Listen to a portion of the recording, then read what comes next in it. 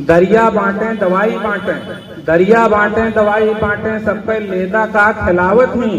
3 साल से 6 साल के लड़कन का खूब मेहनत से पढ़ावत ही।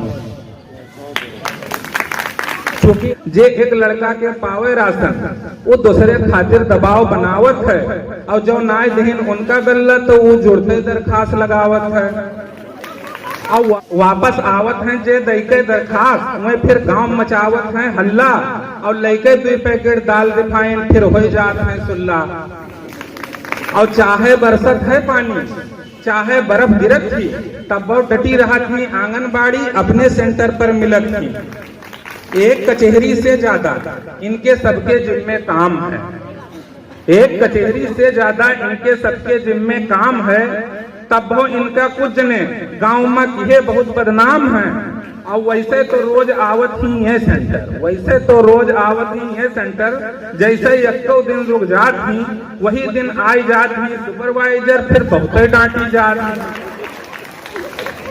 और इनके बारे में जब हम सोचे थे, अब हुए बैठ रहे थे बगल में सब तमाशा देखा करे थे, तो इनके बारे में जब हम सोचे थे तो होश हमें बहुत कम है। इनके ऊपर काम बहुत ज्यादा है पर वेतन इनके बहुत कम है। अगर कोई सक्षम हो तो, अगर कोई सक्षम हो तो बात हमारे ऊपर तक पहुंचाए दो। इन्हों के दुख का समझो भैया, तनख्वाह इनके बढ़वाए दो। इन्हों के दुख समझो भैया।